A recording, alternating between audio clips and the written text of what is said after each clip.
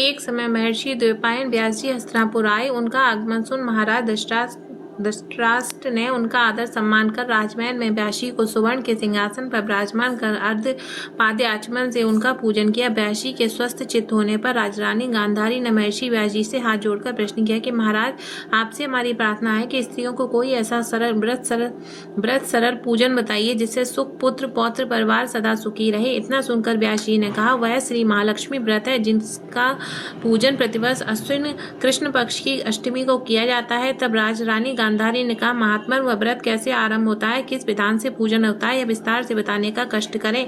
तब महर्षि जी ने कहा कि व्रत भाद्रपद शुक्ल पक्ष की अष्टमी के दिन सुबह व्रत का मन में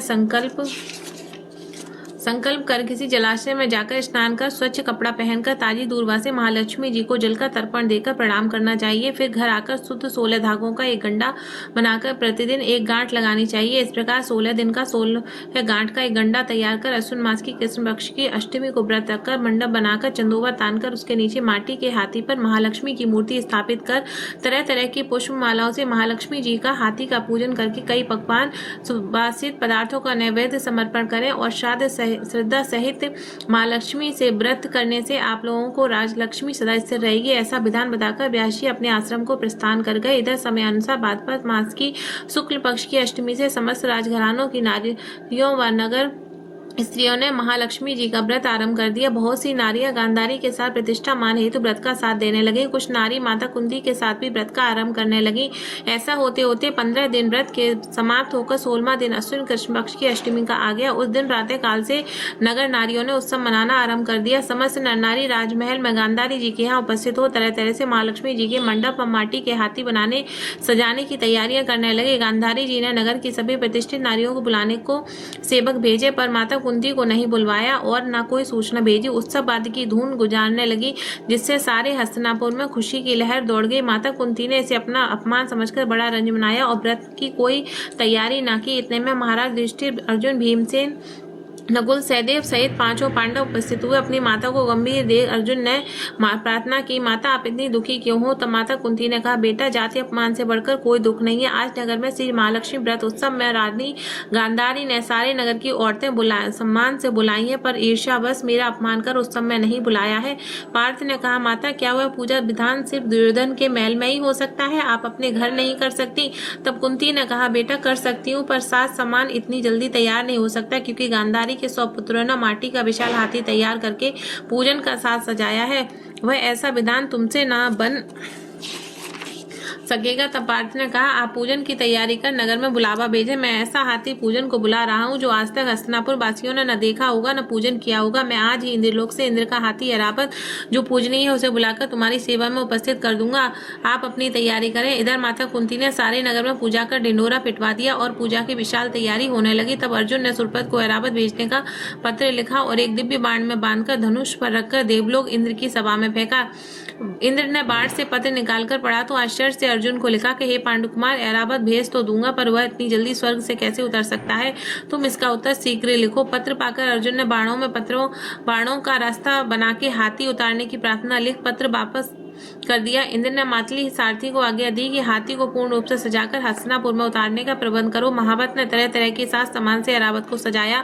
देवलोक के अंबर झूल डाली गई। सुवर्ण की पालकी रत्न जड़ित कलशों से बांधी गई। माथे पर रत्न जड़ित जाली सजाई गई। पैरों में घुंघरू सुवर्ण मणियों की बांधी गई, जिसकी चकाचौंध पर मानव जाति की आंखें नहीं ठहर सकती थी। इधर सारे नगर में धूम हुई कि कुंती माता के घर सजीव इंद्र का ऐरावत बाणों के रास्ते पर स्वर्ग से उतरकर पूजा जाएगा। सारे नगर के नर नारी, बालक और वृद्धों की भीड़ ऐरावत को देखने के लिए एकत्रित होने लगी। गांधारी के राजमहल में भी इस बात की चर्चा की बड़ी पहल चहल मच गई। नगर की नारियां पूजन थाली लेकर भागने लगी। माता कुंती के महल में उपस्थित होने लगी। देखते देखते सारा महल पूजा करने वाली नारियों से ठसाठस भर गया। सारे नगरवासी ऐरावत के दर्शनों को गली, सड़क, महल, अटारियों पर एकत्रित हो गए। माता कुंती ने ऐरावत को खड़ा करने ये तो रंग बिरंगे चौक को पुरवाकर नवीन रेशमी वस्त्र बिछवा दिए। हस्तिनापुर वासी तरह तरह के स्वागत तैयारी में फूलमाला, अबीर, केसर हाथों में लेकर पंक्तिबद्ध खड़े थे। इधर इंद्र की आज्ञा पाकर ऐरावत स्वर्ग से बाणों के बनाए रास्ते पर धीरे धीरे आकाश मार्ग से उतरने लगा, जिसके शंखों की आवाज नगरवासियों को आने लगी। ऐरावत के दर्शन के लिए नर नारियों ने जयकार लगाने नारे लगाने आरंभ कर दिए। सायंकाल होते ही ऐरावत माता कुंती के महल में के चौक में उतर आया। समस्त नारियों ने पुष्पमाला अबीर केसर से हाथी का स्वागत किया। महाराज धौमिक पुरोहित द्वारा ऐरावत पर महालक्ष्मी जी की मूर्ति स्थापित करके वेद मंत्रों द्वारा पूजा की गई। नगरवासियों ने महालक्ष्मी जी का स्वागत करके ऐरावत की पूजा की। फिर तरह तरह के मेवा पकवान ऐरावत को खिलाए गए। ऊपर से जमुना जल पिलाया गया। फिर तरह तरह के पुष्पों की ऐरावत पर वर्षा की गई। पुरोहित द्वारा स्वास्थ्य पुण्याह वाचन कर व्रती नारियों द्वारा लक्ष्मी जी की पूजन विधान से कराया। कुंती ने व्रत के डोरे के गंडा में 16वीं गांठ लगाकर महालक्ष्मी के सामने समर्पण किया।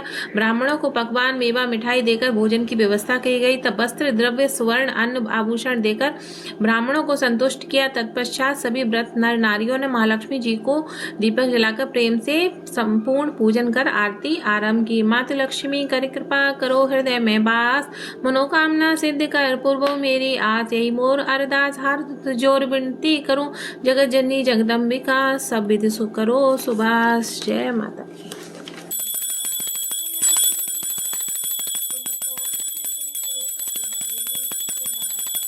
कथा पढ़ने के बाद हमें माँ की विधिवत आरती करनी है। साथ ही पूजा का वीडियो ऑलरेडी चैनल पर है कि कैसे हम गजराज पूजा करें। 16 दिन की महालक्ष्मी व्रत की पूजा कैसे करते हैं, साथ ही नियम क्या है। इसके लिए आप जो महालक्ष्मी व्रत की पूजा का वीडियो है वो देख सकते हैं। लिंक मैं डिस्क्रिप्शन बॉक्स में दे दूंगी, आप वहाँ से चेक कर सकते हैं। तो ये तो थी महालक्ष्मी व्रत की कथा।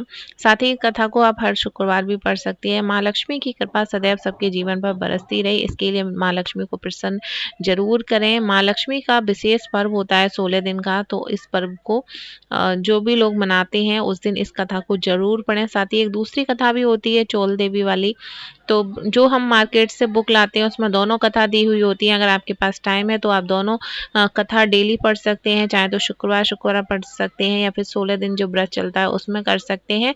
तो मैंने इस तरीके से की थी महालक्ष्मी व्रत की पूजा कथा। उम्मीद करती हूँ दोस्तों आपको आज की जानकारी अच्छी लगी होगी। अच्छी लगी हो तो वीडियो को लाइक कमेंट शेयर जरूर करें। साथ ही अगर आपने अभी तक मेरे चैनल को सब्सक्राइब नहीं किया है तो जरूर करें। साथ ही कमेंट बॉक्स में मुझे जय माँ लक्ष्मी लिखना ना भूलें। तब तक के लिए जय कृष्णा, राधे राधे।